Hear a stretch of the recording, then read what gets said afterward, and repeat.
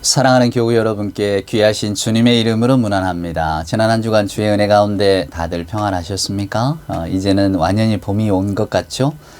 추운 겨울이 다시 온 것 같은 꽃샘추위라고 하는 그 추위가 잠깐 또 왔다 갔습니다만은 그래도 따뜻하고 여기저기에서 봄을 알리는 전령들이 피어나고 있습니다. 벌써 산수유, 생강나무 다 노란 꽃망울들을 터뜨렸더라고요. 매화, 벚꽃이 핀 곳도 있고 말입니다. 자, 이렇게 봄 소식과 함께 또 여전히 시간은 우리 하나님 안에서 흐르고 있다는 것 우리가 기억합니다. 자, 좋은 봄을 주신 우리 하나님을 찬송하면서 또 사순절이라고 하는 주님의 어떤 생애, 저와 여러분의 믿음을 한번 돌아볼 수 있는 이 귀한 시간을 허락하셨다고 하는 이때에 또 우리가 기쁨으로 함께 주일 예배를 드립니다. 그 감격과 감사가 우리의 마음에 충만하기를 소망하면서 함께 경배 찬송 23장 만입이 내게 있으면 그 입 다 가지고 찬송하면서 주일 예배를 시작하겠습니다. 1절과 2절 함께 찬송합시다. 만입이 내게 있으면 그 입 다 가지고 내 구주 주시는 종을 늘 찬송하겠네. 내 은혜로신 하나님 날 도와주시고 그 크신 영광 널리 펴 다 알게 하소서.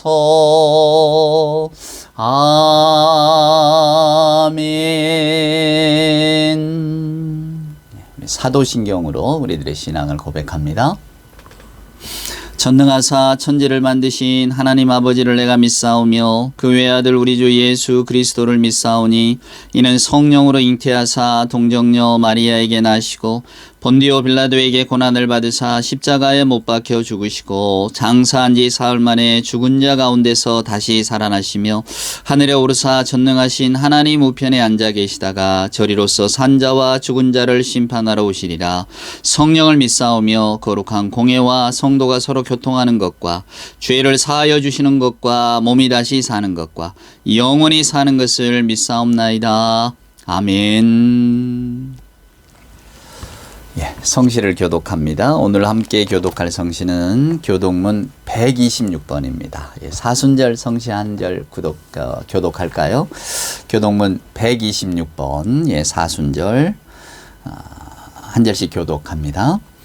여호와여 나의 영혼이 주를 우러러 보나이다. 나의 하나님이여 내가 주께 의지하여 싸우니 나를 부끄럽지 않게 하시고 나의 원수들이 나를 이겨 개가를 부르지 못하게 하소서.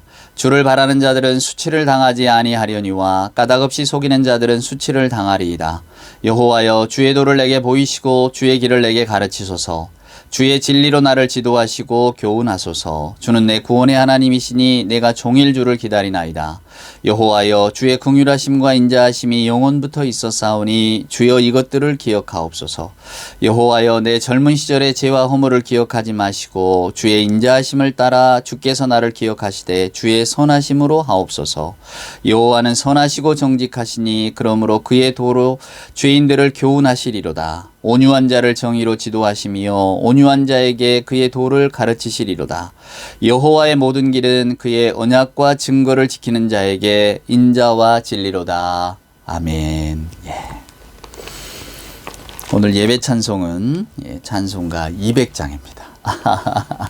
달고 오묘한 이 말씀을 우리가 잘 지키면 어긋나는 길이 없는데 그 말씀을 잘못 믿고 받아들여서 또 고통받는 분들이 많습니다. 오늘 이제 설교 말씀하고도 이어지는 말씀인데요. 찬송가 200장 너무 좋아하시죠? 저도 최근에 이 찬송을 좀 자주 듣고 있습니다. 잘 부르는 분들이 계시더라고요. 1절, 2절 함께 찬송합시다. 달고 묘한 그 말씀 생명의 말씀은 귀한 그 말씀 진실로 생명의 말씀이 나의 길과 믿음 밝히 보여주니 아름답고 아름답고 귀한 말씀 생명샘이로다. 아름답고 귀한 말씀 생명샘이로다. 귀한 주님의 말씀은 내 노래 되도다. 모든 사람을 살리는 생명의 말씀을 값도 없이 받아 생명길을 가니 아름답고 귀한 말씀 생명샘이로다. 아름답고 귀한 말씀 생명샘이로다.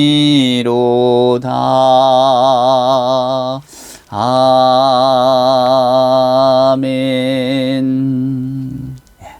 함께 기도합시다. 기도드립니다. 사랑과 은총으로 함께 하시는 하나님 아버지 감사합니다. 봄이 오는 소리가 온 우주에서 들립니다. 바람 소리에서, 시냇물 흐르는 소리에서, 강물이 흐르고 구름이 흐르는 한가운데서 따스한 햇볕을 쬐이며 봄이 오는 소리를 듣게 하시니 하나님 감사합니다. 봄이 오고 개나리 진달래가 피어나고 목련 꽃봉오리가 부풀어 오르고 버드나무 가지가 물을 먹어 싹을 틔울 때에 저희들의 마음도 성령의 물을 먹게 하여 주시옵소서. 저희들의 생각과 마음도 신앙으로 부풀어 오르고 피어나게 하여 주옵소서. 이 봄 사순절 기간 우리 하나님을 향하여 엄청난 희망을 품는 우리가 하나님 되게 하여 주옵소서. 하오나 하나님, 아버지께서 우리의 슬픔을 저희보다 더 잘 아십니다.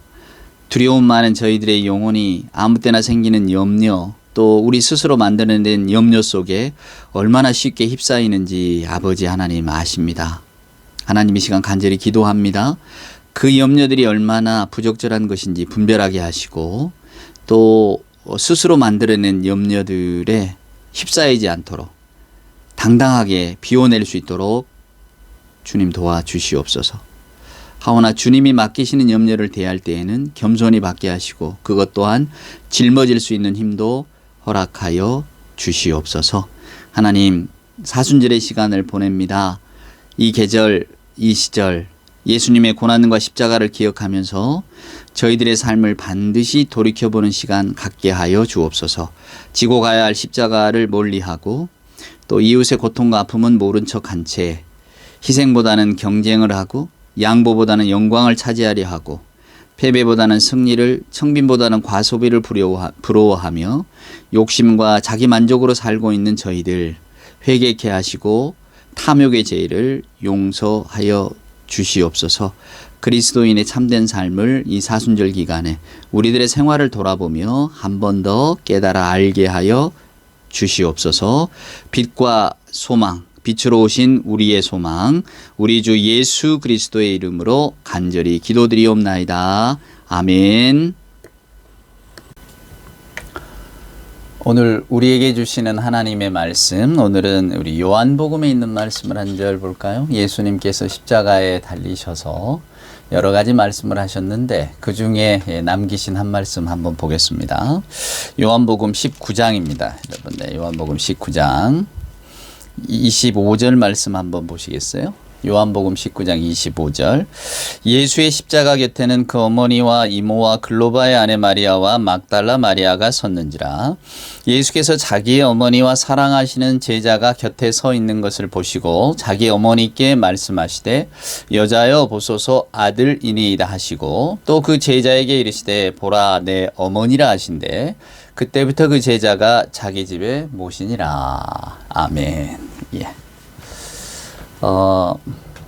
요즘 장안에 화제가 되고 있는 그 넷플릭스의 나는 신이다라고 하는 다큐멘터리 아마 여러분도 보신 분이 있을 줄 압니다. 저는 또 제 일이 일인지라 그걸 또 자세히 들여다보지 않았겠습니까? 그래서 JMS, 아가동산, 그리고 뭐 만민중앙교회, 뭐 또 이제 신천지는 나오지 않았습니다만은 제 가까운 분 중에, 정말로 가까운 분 중에 하는 가족이 그 신천지 때문에 고통받는 가족이 있어서 좀 가까이 이렇게 들여다본, 너무 마음이 아팠거든요.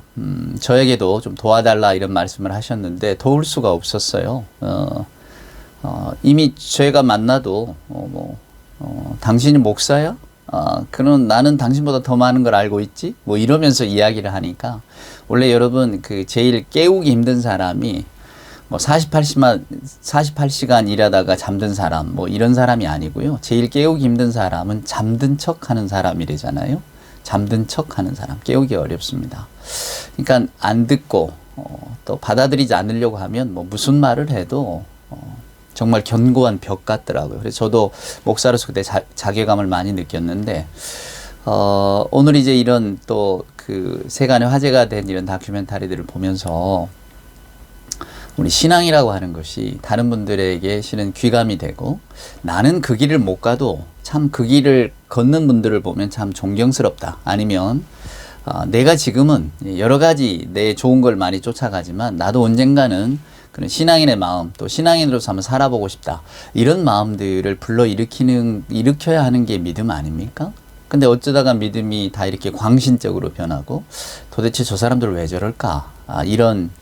그래서 저에게 요즘 가끔 목사님, 요즘 저 이단에 빠진 사람들을 어떻게 우리가 건져낼 수 없나요? 또 왜 사람들이 저렇게 이단과 사이비에 빠질까요? 요렇게 이렇게 묻는 분들이 있습니다. 그래서 오늘은 그 해답으로 저희가 사순절이기도 하니까 예수님의 고난을 묵상하고, 또 예수님의 삶을, 예수님의 믿음을, 또 예수께서 우리를 위해서 십자가 고난을 당하셨던 것을 생각하는 그런 시기인데, 그러니까 우리 기독교인들에게는 굉장히 중요한 시기란 말입니다. 예수님께서 이런 것들을 얼마나 마음이 아프실까. 당신의 그 좋으신 이름을 빌어서 온갖 사이비 이단들이 판치는 걸 보면 참 너무 슬퍼하실 것 같다는 생각에 오늘 제가 이 말씀을 여러분께 드리려고 합니다. 개인적인 경험 이야기로 시작을 할까요? 제가 1998년에 경기도 가평에 있는 화학산에서 저는 군종 목사로서 처음 삶을 시작을 했습니다.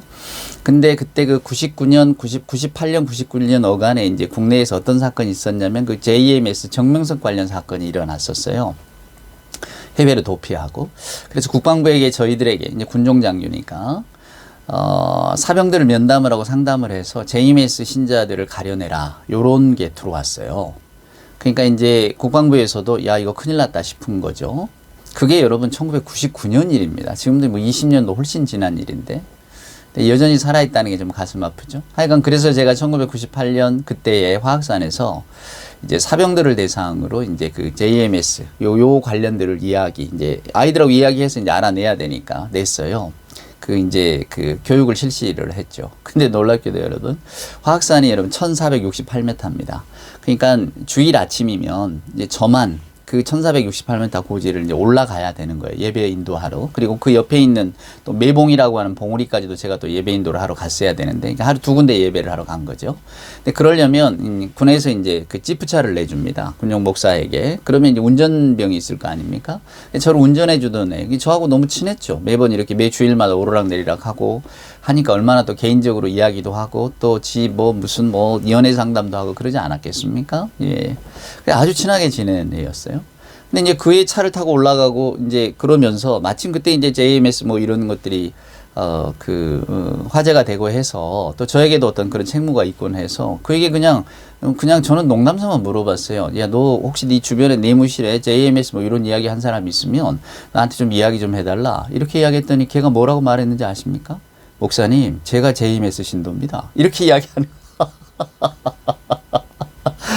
제가 얼마나 놀랬겠습니까? 그래서 이제 걔하고 진지한 이야기를 한 거죠. 야, 좋다. 이제 우리가 그냥 한번 이야기를 좀 해보자. 너는 왜 JMS를 믿느냐 그랬더니 저는 믿는 거 아니래요. 지가 봐도 이건 말도 안 되는 이야기래요. 근데 너는 왜 믿었냐? 그리고 또 너는 그럼 제대하면 이제 안 갈 거냐? 아니래요. 저는 제대해도 그 공동체를 갈 거라는 겁니다. 왜 그러니? 그랬더니 얘가 이제 지방에서 대학을 나왔거든요. 부모님이 서울에 있고 근데 지방에 대학을 가니까 얼마나 외롭겠습니까? 기숙사 생활을 해야 되고 또 낯설고 또 서울에서 이게 왔다고 하는 어떤 그 좀 마음의 불편함도 있고. 근데 그때 기숙사에서 있던 한 애가 우리 뭐 이렇게 성역 공부도 하러 가고 뭐 그렇게 친하게 지낸 애가 그러니까 따라갔대요. 근데 세상에 여러분, 그렇게 친절하고 따뜻한 그런 그 모임은 자기가 본 적이 없답니다. 자기를 어찌나 위해주고 뭐든 다 해주고 말이에요. 또 지방도시 낯서니까 뭐 어디 좋은 데 데려가서 밥도 먹여주고 어디 놀러도 가고 정말로 헌신적으로. 그래서 기숙사를 나와서 그 아이들이 함께 하숙하고 있는 집, 거기를 찾아 들어가서 거기서 살다가 군대로 왔다는 거예요. 자기는 얘들의 교리가 뭔지 아무것도 모른대요. 그리고 별로 관심도 없대. 근데 그 형님들이 좋아서, 그 동급생이 좋아서 같이 이렇게 지냈던 게 너무 좋았기 때문에 제대하고도 거기를 가겠다는 거예요. 아하, 이거구나. 이거구나. 이기기 힘들겠다. 그 생각이 들었어요. 우리가 흔히 이제 교회를 공동체라고 합니다. 뭐 가족 공동체라고 하죠. 그래서 어떤 공동체성을 항상 교회는 이야기합니다. 우리는 한 가족입니다. 예수 안에서 한 가족입니다. 근데 그 가족이라고 하는 것이 여러분 그 이중의 의미를 갖잖아요. 오죽하면 이제 그 가족의 신화, 뭐 심리학 이런 이야기도 있습니다만은, 그게 뭐냐면 가족은 모두 다 따뜻하고 가족은 모두에게 잘해주고 가족은 사랑의 공동체다. 이게 이제 우리가 이제 가지고 있는 가족의 신화인 거죠. 가족이라고 하면 그래야 되는데, 근데 실제로 그 가족이 그럽니까? 그렇지 않잖아요. 가장 많이 상처를 주는 것도 가족이고 가장 많이 내가 갈등을 경험하는 것도 가족이고, 예, 우리가 흔히 천륜이라고 합니다만 뭐 끊어낼 수도 없고. 근데 뭐 가족 안에서 내가 맨날 지지받는 건 아니잖아요. 때로는 비난도 받고 때로는 뭐 이렇게 가슴 아픈 말도 하고 막 상처도 후벼파고 그러잖아요. 그러니까 이 가족이라고 하는 공동체가 애매한 겁니다. 그러니까 우리는 모두가 다 가족은 아름다운 것, 가족은 내가 가서 쉴 곳, 나를 언제나 받아주는 곳 이렇게 생각하지만 실제 가정은 그렇지 않는 거죠. 그걸 이제 심리학에서는 엮이는 가족이라고 하는데 안 된단 말이에요. 그러니까 우리는 그런 신화를 갖고 있는 거죠. 가족은 따뜻하다. 가족은 사랑으로 나를 받아준다. 천만의 말씀이죠. 그래서 그 기타노 다케시라고 하는 일본의 유명한 배우이자 감독은 가족이란 뭐냐? 그냥 아무도 한밤중에 안 보면 어디 가서 그냥 조용히 묻어버리고 싶은 게 가족이다. 또 이런 이야기도 합니다. 서로 상반된 거죠. 근데 어찌됐건 이 이단들, JMS를 포함해서 이단들이 그렇게 접근을 합니다. 신천지도 마찬가지고 다 그렇습니다. 그러니까 그 관계로 묶어버리는 거예요. 그러니까 사람들이 처음에는 이제 뭐 그런 어떤 뭐 우리도 신앙 공부를 한번 해보자 이런 걸로 이렇게 가지만은 이미 그 안에 발을 내딛는 순간 이렇게 확 포위가 되는 거죠. 관계 속에.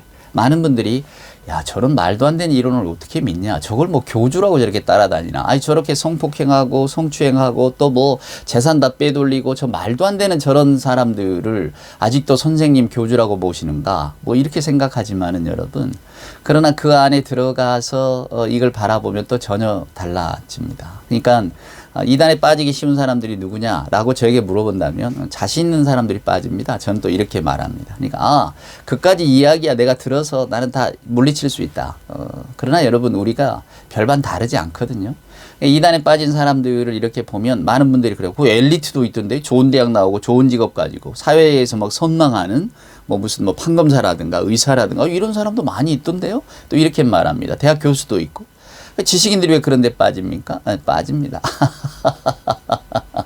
아까 말씀드렸잖아요. 관계라고. 인간이 저나 여러분이나 굉장히 이렇게 다층적인 사람입니다. 그러니까 층이 많아요.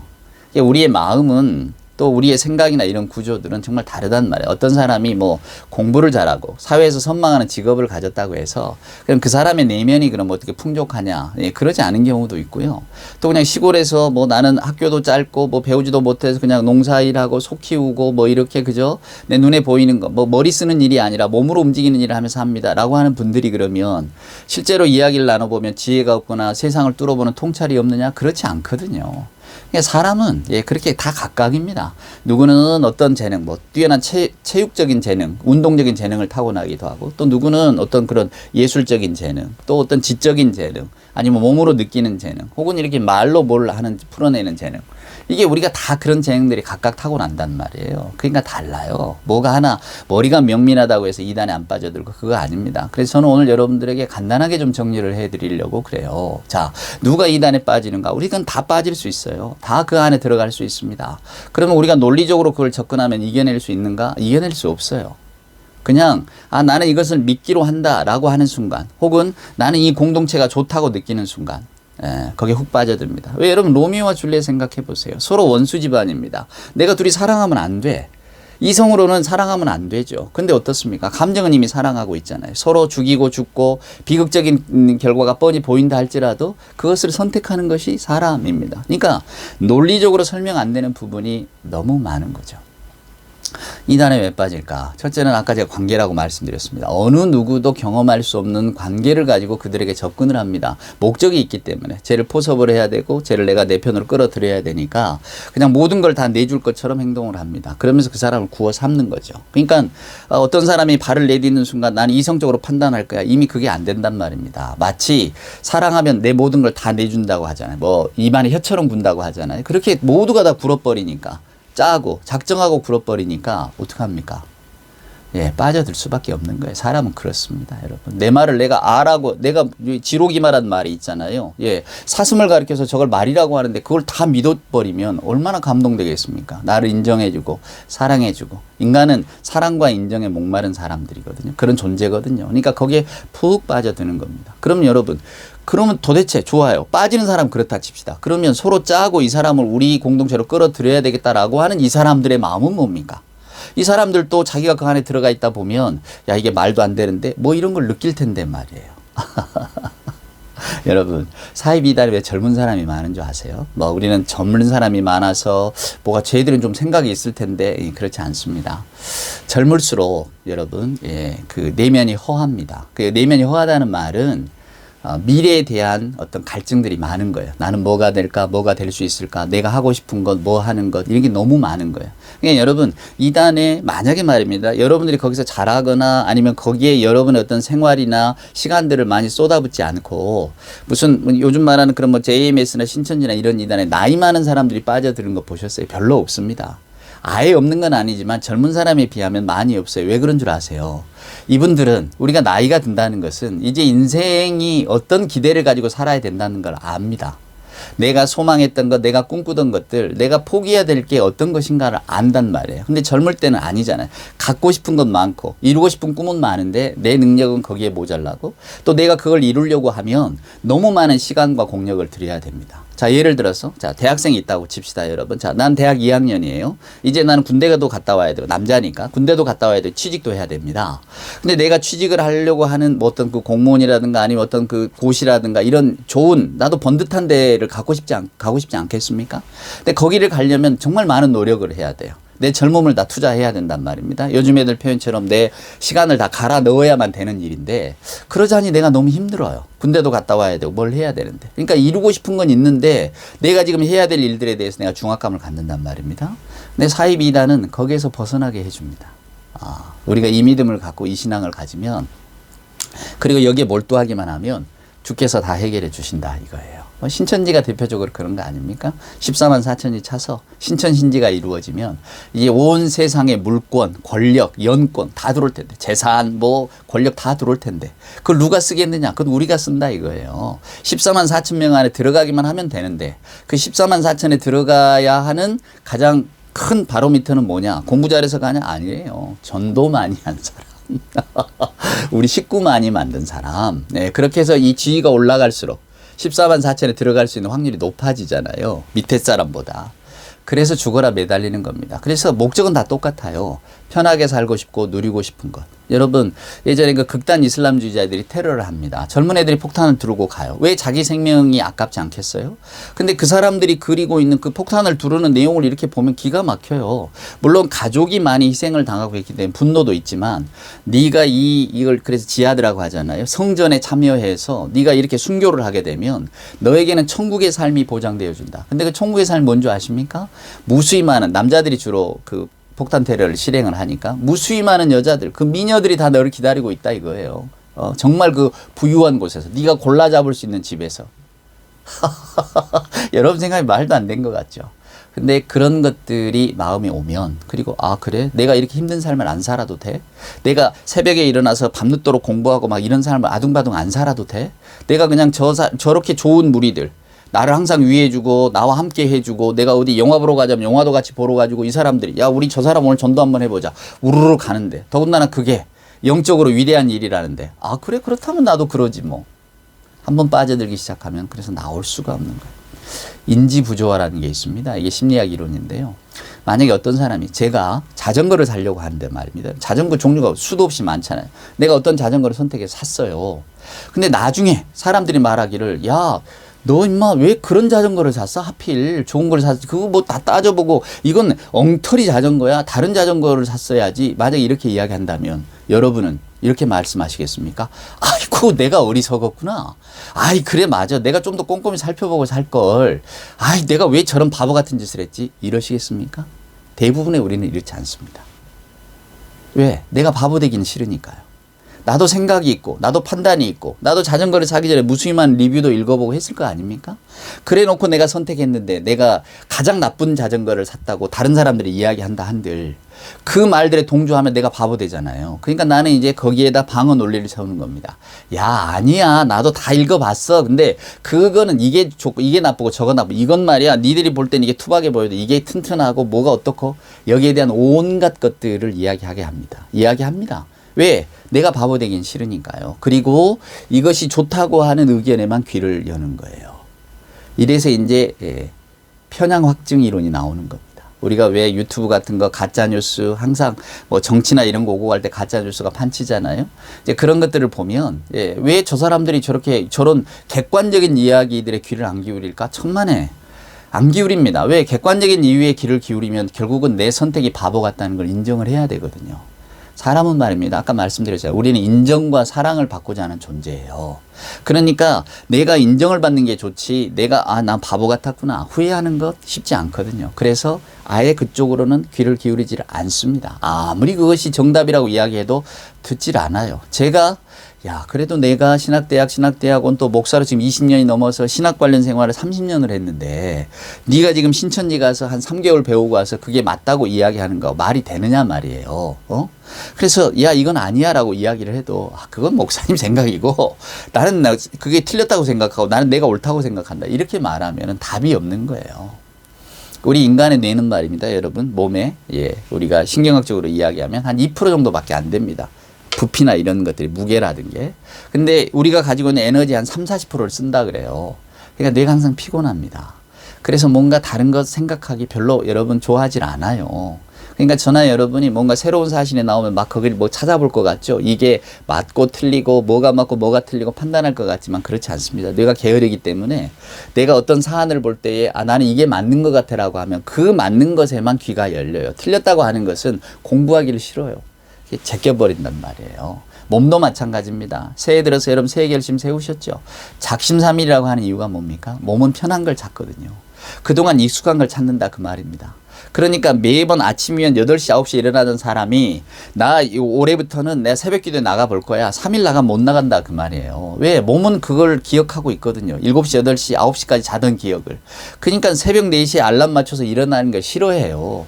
왜 이제껏 내가 8시에 일어났는데 왜 4시에 일어나야 되지? 한 3일은 일어나겠죠. 작심했으니까. 근데 3일 지나면 다 돌아갑니다. 그게 우리 인간의 몸이에요. 그러니까 인간은 저와 여러분이라고 하는 존재는 뭐 대단한 존재가 아니고 편한 걸 추구하는 존재입니다. 생각도 좀 덜하면 좋고 몸도 덜 움직이면 좋아요. 그런 존재입니다. 그래서 우리는 그런 것들에 쉽게 빠져들고 또 내가 믿고자 하는 것에 한번 이렇게 믿기 시작하면 돌이키기가 어려운 거예요.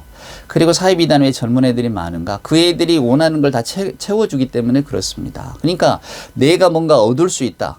그게 자기 욕심인 거죠. 나 그런 삶을 살고 싶어. 나 일 안 하고 살고 싶어. 나 정말 부귀영화 누리고 싶어. 근데 지금 우리가 이렇게 이 교리에 따라서 열심히 일하면 나중에 그게 다 주어진다고. 그것이 영원토록 주어진다고. 이렇게 가르치기 때문에 그게 좋은 것 아니겠어요? 그러니까 거기에 따라갑니다. 그래서 그걸 내려버릴 수가 없는 거예요. 그러니까 이단을 연구하는 분들은 냉정하게 말씀합니다. 네 욕심이라고. 네가 왜 거기에 빠져들었는가 생각해보라고. 네 생활이 편하니까. 또 네가 앞으로 네가 감당해야 될 것보다 네가 앞으로 너한테 주어진다는 것이 많기 때문에 너는 거기에 빠져드는 거 아니냐? 그리고 네가 할 수 있는 걸 지금 하게 만들잖아. 젊은 아이들 공부하고 앉아서 뭐 일하고 아르바이트하고 이거보다 그냥 같이 몰려다니면서 차 마시고 대상자 찍어서 우리 제 포섭에서 데려오자. 그리고 그렇게 해서 뭐 얻어진 보상 가지고 우리가 더 많은 걸 누릴 수 있다. 안 됩니다, 여러분. 그러니까 우리의 이성으로 막을 수가 없어요. 결국은 이단을 경계하고 저나 여러분이 그걸 이겨낼 수 있는 것은 결국은 말씀에 깨어 있는 겁니다. 예, 공자 선생이 이런 말을 합니다. 공자가 말하기를 무슨 이야기를 하냐면요. 공이에요, 공. 공호, 이단. 그러니까 이단을 공격하거나 혹은 그 공자가 공격할 공자는 그걸 또 공부한다고 이야기하는 분도 있더라고요. 여러분 이단이라고 하는 게 끝이 다르다는 거 아닙니까? 다르리 자의 끝단자예요. 그러니까 다 똑같아. 80%는 똑같지만 20%가 다른 거예요. 혹은 가짜 휘발유 제가 이야기를 많이 말씀을 드립니다만은 휘발유 가짜 휘발유에 제일 많이 들어있는 게 뭡니까? 진짜 휘발유예요. 가짜 휘발유에 물이 제일 많이 들어있으면 휘발유 자체가 기능을 못합니다. 그러니까 거기다 휘발유 90%에다가 10%의 물을 섞는 거예요. 그게 가짜 휘발유지 물 90%에 10% 휘발유는 안 된단 말이에요. 이단도 마찬가지입니다. 그게 처음에 다 성경 말씀으로 시작해요. 다 똑같은 것 같아. 그래서 야 우리가 진짜 이거 성경 공부인데 우리가 이런 걸 모르고 있었네. 마지막 20%가 살짝 달라지는 거예요. 10%가 달라지는 겁니다. 그러면서 사람을 꿰이는 거예요. 근데 그 꿰이는 게 뭐하고 다 있냐면 우리 인간의 욕망과 다 있어요. 인종 욕구, 예, 그리고 권력 욕구. 내가 힘을 부릴 수 있잖아요. 이단에 들어가는 사람들 깊이 발을 들이면 들일수록 빠지지 못하는 이유가 뭐냐면 자기가 그 안에서 힘을 얻거든요. 지도자, 중간 지도자, 뭐 큰 지도자 이렇게 되잖아요. 뭐 정명석이도 뭐 키 크고 예쁜 여자도 뭐 스타로 관리했대잖아요. 스타라고 하는 이름을 주는 순간에 그 권력이 생겨나는 겁니다. 사람들이 자기를 바라보고 인정해주고. 제가 왜 그 대학로에서 한 2년 연극하는 분들 이렇게 예배 인도를 한 적이 있다고 말씀을 드렸잖아요.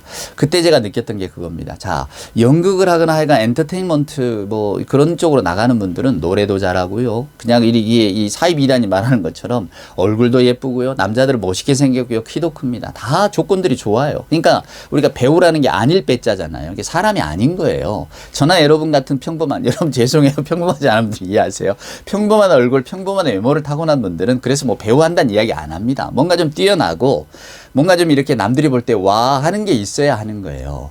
근데 제가 그분들하고 예배를 하면서 느꼈던 건 뭐냐면 이분들의 정신이나 마음이 굉장히 연약해요. 배역이 주어지고 뭔가 하면 아주 그냥 막 너무 자신감이 넘치다가도 배역이 없으면 한없이 쪼그라들어요.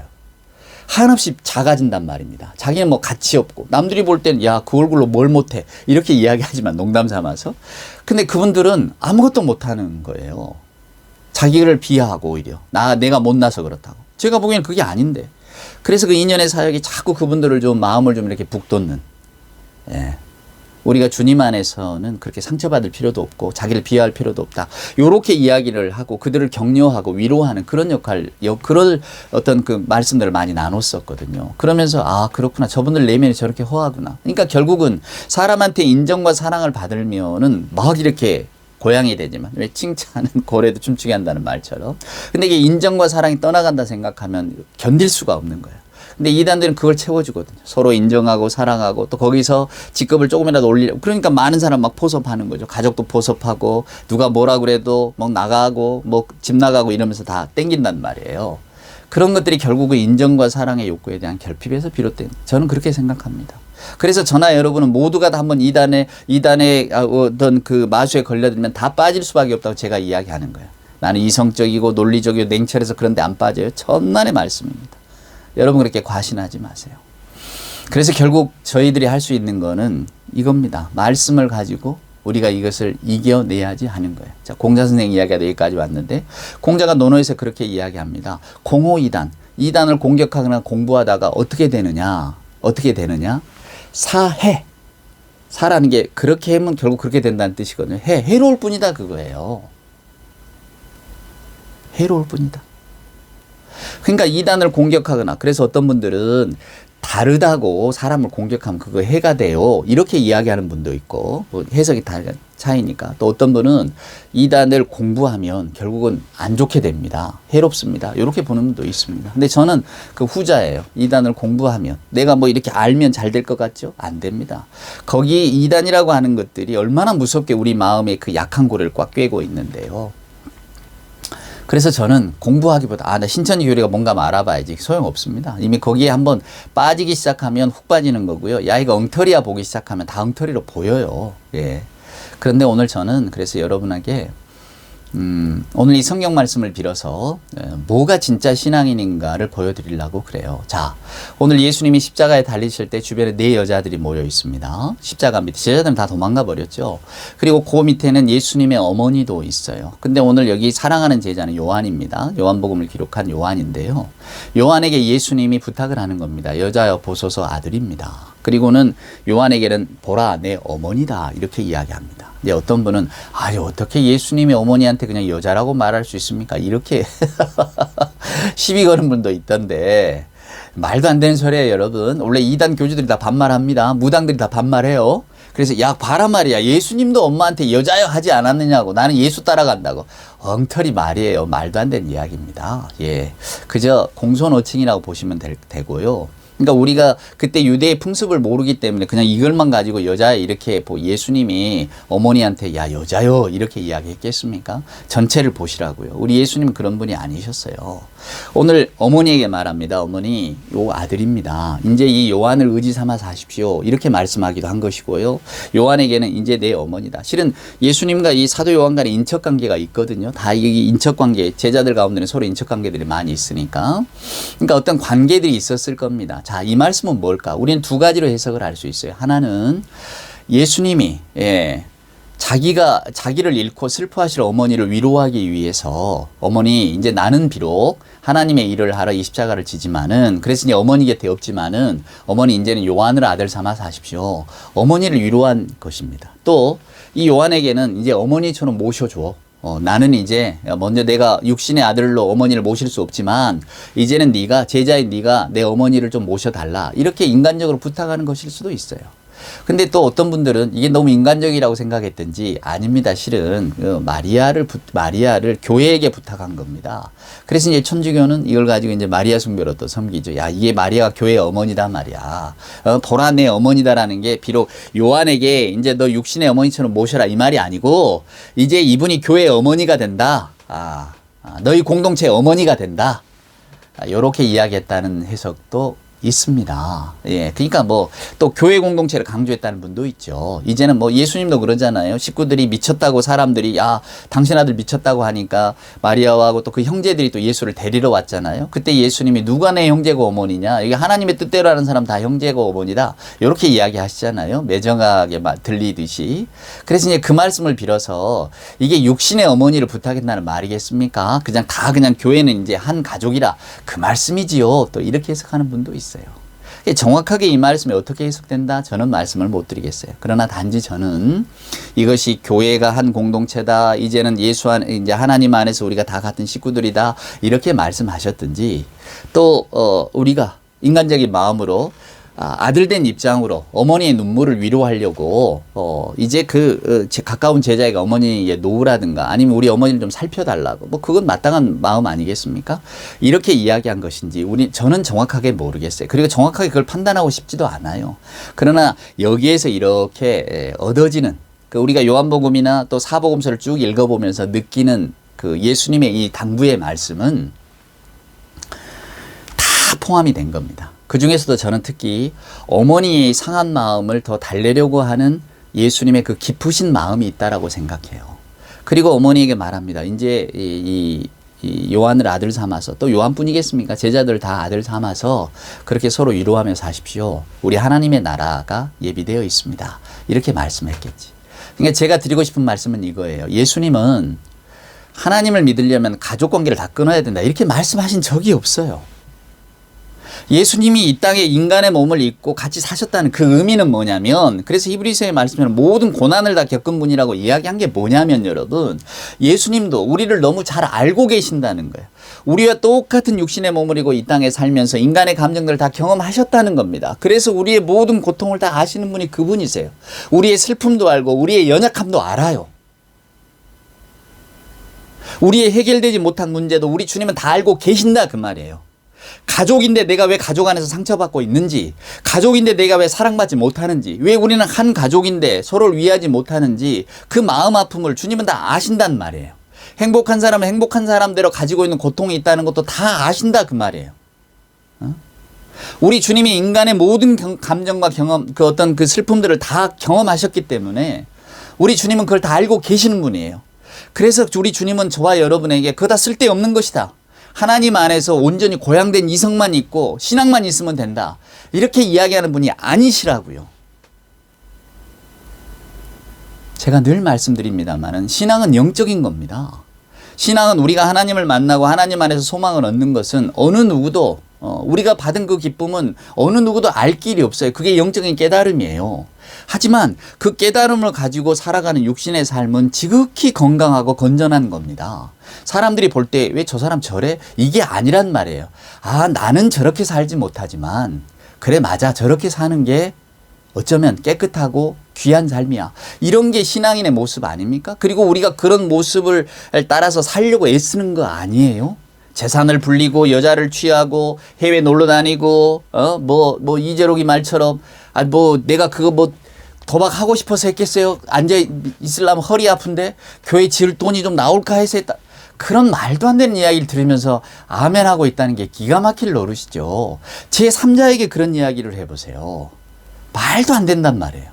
자, 저나 여러분이 예수 믿는 사람으로 살면서 다른 사람들에게 우리 타인에게 나 예수 믿고 살아 이렇게 말하기 부끄러운 지점이 굉장히 많습니다. 우리는. 왜냐하면 생활인으로 그냥 살아가니까 감정이 상하면 화도 내기도 하고 소리도 지르기도 하고 누가 안 보면 내 실수도 감추기도 하고 아니라고 거짓말하기도 하고 그게 다 우리 아닙니까? 그래서 우리는 그게 좀 부끄러워요. 남들에게 야 사람들이 너 믿는다면서 교회 다닌다면서 너 신앙이 있다면서 신앙이 그러면 되냐? 이렇게 이야기할까 봐 우리가 그걸 우리의 생활 모습을 다 드러내지 않으려고 애쓰는 것 그게 우리에게 있습니다. 저는 마땅하다고 생각해요. 근데 만약에 저나 여러분이 만약에 어떤 분이 뭐 여러분이 존경하는 목사님이 혹은 여러분이 사랑하는 신앙인이 다른 종교를 가지고 있다 할지라도 정말로 자기 욕심 내려놓고 헌신하고 희생하고 봉사하고 이런 사람들을 보면 우리도 모르게 야 그래 우리가 신앙인이라면 저렇게 살아야 되는데 나는 아직도 내 육신의 소욕이 너무 많아서 저 삶은 좀 못 따라가는구나. 나도 저렇게는 좀 살고 싶다. 우리가 다 이런 마음이 있지 않습니까? 여러분 그렇지 않아요? 그게 종교의 지도자고 그게 말해도 뭐 선생님이니 뭐 아버지니 이렇게 불릴 만한 사람들의 모습 아닙니까? 근데 이런 건 생각하지 않고 저들의 삶은 뭐 육신이 범하는 죄는 난 모르겠고 말을 그럴듯하게 하고 뭔가 좀 우리가 못 보는 걸 보니까 야, 저 위대한 지도자라고 저 하나님의 선택받은 하나님의 아들이라고 이럴 겁니까 여러분? 메시아라고 여길 거냐 그 말이에요. 저는 그걸 보시라는 겁니다. 내가 저나 여러분이 성경 말씀대로 살지 못한다고 그래서 자책하는 것하고 내가 믿고 있는 예수님과 내가 다니는 교회, 내가 갖고 있는 신앙이 어떠해야 하는가가 괴리감이 깊다고 해서 우리가 우리의 신앙들을 비난하거나 멸시하거나 감추는 건 아니잖아요. 나를 감추고 싶을 뿐이지. 야, 말씀은 그런데 나는 왜 오늘 이러지 못할까? 예배소서에는 분을 내대 말이야. 그게 하루에를 넘기지 말라. 분을 품고 잠자리에 들지 말라. 이렇게 말씀하시는데 나는 왜 한번 화가 나면 사흘 나흘이고 계속 가는가 말이야. 1년 2년이고 계속 가는가 말이야. 나는 왜 그 감정들을 내려놓지 못하는가. 이게 이제 우리의 기도 제목이고 숙제가 돼야지. 여러분 그렇지 않습니까? 신앙은 여러분 영적이지만 신앙인의 삶은 지극히 상식적입니다. 그러니까 그렇게 살지 못하는 것에 대해서 부끄러움을 갖는 게 상식이죠. 야 그런 건 묻지 마. 비상식적인 행동이 내가 있더라도 묻지 마. 왜? 내가 말하는 말이나 내가 바라보고 이렇게 보는 영적인 세계는 다르니까. 그걸 그럼 아멘하고 쫓아가시겠습니까? 생활은 엉망인데. 그래서 여러분 우리는 말씀을 믿지요. 사람을 따라가지 않아요.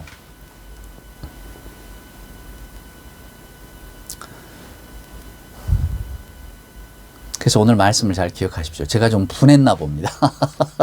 이야기가 길어지니까. 여러분 예수 잘 믿는 것은요 잘 믿으려고 애쓰는 거겠죠. 원래 여러분 믿음이라고 하는 게 예수님이 백부장의 믿음을 칭찬하신 이유는 뭐냐면 백부장이 이런 말을 하기 때문입니다. 그냥 가라면 가고 멈추라면 멈춥니다. 저는 그게 믿음인 줄 압니다. 이 맞습니다. 예수님이 말씀하신 믿음, 우리가 예수 안에서 믿는 믿음은 예수님도 아버지가 하라면 하고 잔 피하고 싶지만 아버지가 받으라고 하니까 받으신 거 아니에요? 이게 믿음입니다. 근데 우리는 그게 잘 안 되잖아요. 성경 말씀이 이렇게 하십시오, 이렇게 믿으라고 해도 아까 제가 예를 든 것처럼 분을 하루에 가지도록 품지 마십시오라고 하죠. 우리는 품잖아요. 그러니까 우리는 믿음이 없는 거예요. 말씀이 안 따라가니까. 그러면서도 특별히 지금 이 사순절 기간이니까 그 말씀들이 더 아프게 좀 왔으면 좋겠어요. 저도 그걸 기도합니다. 안 돼요. 의지대로 안 돼. 그건 내가 성경을 믿기보다 내 감정과 내 판단과 내 생각을 믿기 때문입니다. 그리고 그러기로 내가 마음을 먹었기 때문이에요. 주의 성령이 이 마음을 바꾸셔야 되는데 여전히 저 역시도 저의 감정, 저의 생각, 저의 판단을 따라가는 경우가 너무나 많습니다. 말씀은 이렇지만 우리는 항상 핑계대잖아. 어떻게 말씀대로 살아요. 우리는 육신의 몸을 가진 사람인데. 맞습니다. 그래서 우리에게 그리스도가 필요한 거예요. 우리 스스로가 불교가 말하는 것처럼 부처가 될 수 없는 겁니다. 우리가 어떤 존재인데요. 그래서 우리에게는 주님이 필요하고 주님의 이름을 부르며 기도하는 게 필요하고 매주일 이렇게 예배하면서 우리의 삶을 돌아보는 게 필요한 겁니다. 돌아보아야 또다시 그런 삶으로 돌아가지만 여러분 그냥 애쓰다 보면 좀 나아지지 않겠습니까? 제가 붙들고 있는 말씀입니다. 애쓰다 보면 좀 나아지겠죠. 신앙은 여러분 화려하지도 또 저나 여러분에게 뭐 내세 뭘 약속하지도 않습니다. 너 지금 비참하고 비루하지만 너 그거 네가 한번 해보고 싶었던 거 하나님 나라 가면 다 할 수 있어.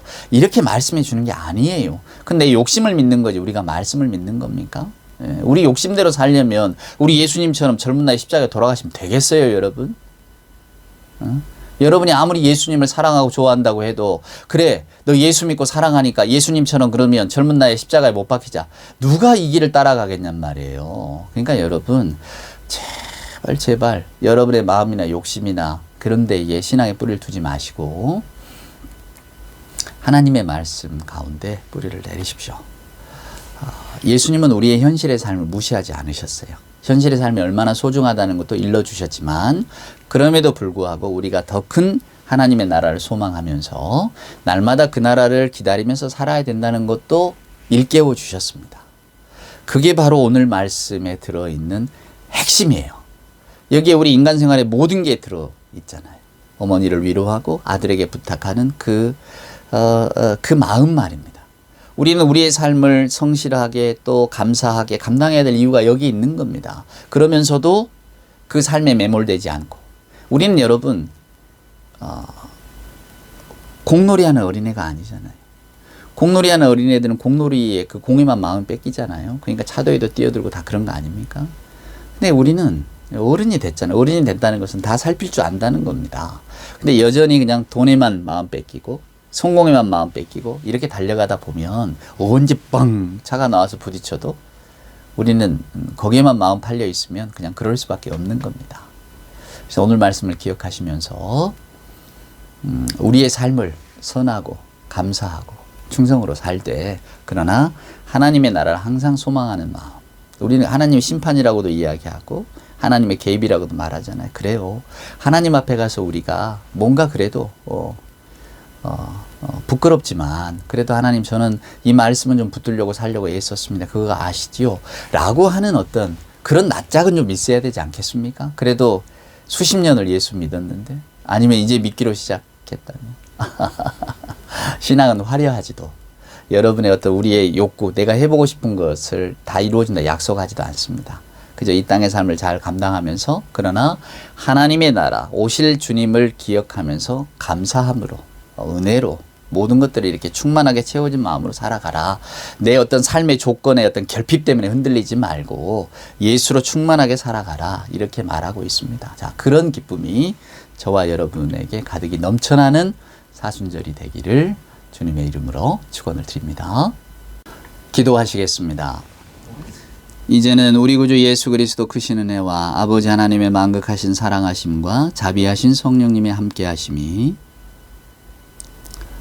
오늘 우리 주님의 마음, 삶과 어머니를 생각하는 그 마음을 기억하면서 내게 주어준 삶, 가족, 생활 이 모든 것들을 귀하게 여기되 그러나 하나님을 향한 또 마음까지도 함께 더불어 가져가며 정말로 건강한 신앙, 건전한 신앙인으로 이 땅을 살기를 소망하는 우리 예배하는 모든 교우들 머리머리 위에와 저들의 생각과 믿음 위에 기도 위에 무엇보다 우리 주님 사랑하시는 복된 교회들 위해 이제로부터 영원 무궁토록 함께하여 주옵기를 간절히 축원하옵나이다.